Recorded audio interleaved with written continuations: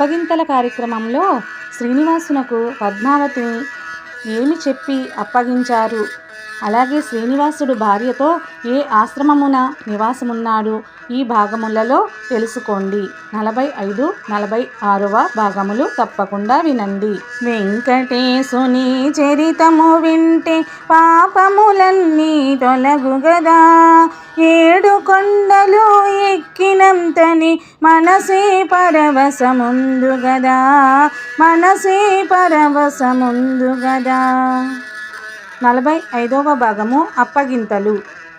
ఆకాశరాజు ధరణీదేవి క్షీరధారలతో పద్మావతిని శ్రీనివాసుని చేతిలో పెట్టి అప్పగింతలని చేసిరిగా.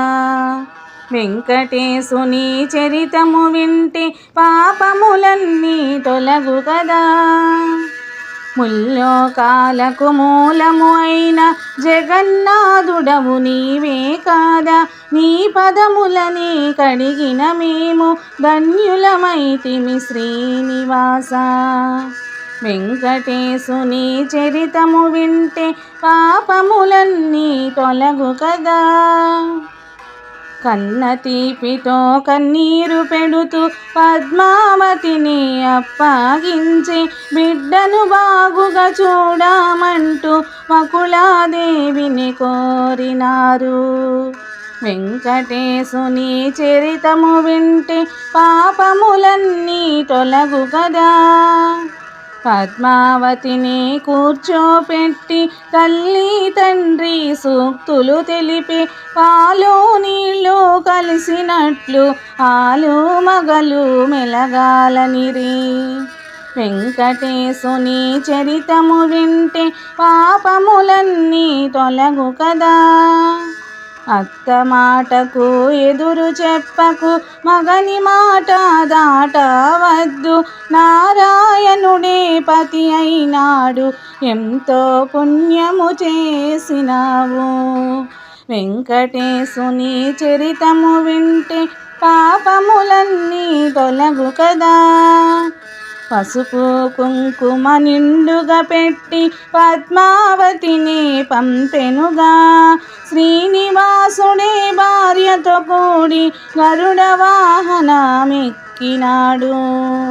వెంకటేశుని చరితము వింటే పాపములన్నీ తొలగు కదా. బంధువులంతా బయలుదేరి స్వామి వెనుకే కదలిరిగా. ఆకాశరాజు బిడ్డకు ప్రేమతో సారెను ఘనముగా పంపెనుగా. వెంకటేశుని చరితము వింటే పాపములన్నీ తొలగు కదా. 7 కొండలు ఎక్కినంతని మనసే పరవశముందు కదా, మనసే పరవశముందు కదా. 46వ భాగము శ్రీనివాసుడు భార్యతో అగస్త్యముని ఆశ్రమున నివాసముండుట. శ్రీనివాసుడే బయలుదేరగా అగస్త్యమునియే ఎదురు వచ్చి ఆతిథ్యముని స్వీకరించగా స్వామిని భక్తితో ఆహ్వానించే. వెంకటేశుని చరితము వింటే పాపములన్నీ తొలగు కదా. భక్తవ శంకర బ్రహ్మదేవులతో శ్రీనివాసుడే ఇటులా పలికే. పద్మావతితో నేను ఇచ్చట 6 మాసములు ఉండతలచితి. వెంకటేశుని చరితము వింటే పాపములన్నీ తొలగు కదా. శ్రీనివాసుని పలుకులు వింటూ స్వామి వద్ద సెలవు గైకొని బంధుమిత్రులు ఆనందముతో బయలుదేరి వెడలినారు. వెంకటేశుని చరితము వింటే పాపములన్నీ తొలగు గదా. అగస్త్యముని ఆశ్రమములో శ్రీనివాసుడి భార్యతో కూడి ఆనందముతో ఉండుట చూచి ముని పల్లెంతా మురిసిపోయే. వెంకటేశుని చరితము వింటే పాపములన్నీ తొలగు గదా.